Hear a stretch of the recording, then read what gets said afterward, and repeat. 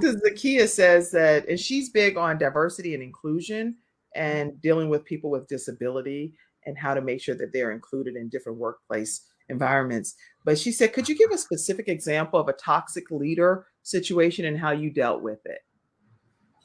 I need to address my hero, the master communicator that had Helen Keller. Helen Keller, who once again was born in 1880, had her five senses, lost two of her senses, and then through Anne Sullivan was able to then build these mediums of language communication and being an inspiration in this world where if you look at the photographs with Charles Chaplin and Edison and Twain, I remember Eisenhower and Kennedy, she made the tours. Helen Keller, the master communicator. And so, and I'll get to that in a second of toxicity, but I want to talk about how when you remove certain areas, the others get enhanced. The scientists say we remove our taste, touch, and smell. Our hearing should be expanded naturally, but the beauty argument is metaphysics. People say you can't see on the phone, and I say quite the contrary. You have a book with imagination, descriptions, and adjectives. And so you can even make it that much more colorful. Make it a painting instead of a print.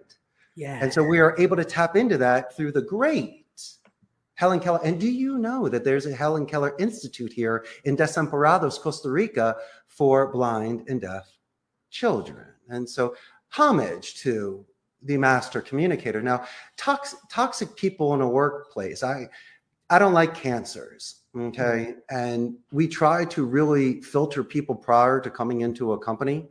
They'll send in a resume and they will put in the bells and whistles. What I like to do, Kim, is I like to ask them to turn the paper over and give me a couple paragraphs on a coming of age moment. First, I got to explain about what it's like to beat up a bully or save a kitten. I want to see your grammar and spelling, but give me a story.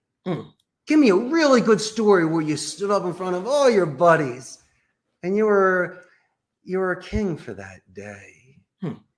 And so why do I do that? Because when it's raining on a Wednesday, or as the doctor was asking me about someone that's toxic, I might be able to use the story of when you were the champ or the kitten saver, or the time that you made dinner for your grandmother on her 90th birthday for like 20 people. And everyone loved it because you did her recipes that she grew up with. Right. And that's when I can connect at a real level instead of at a superficial level where I'm going to threaten to fire you.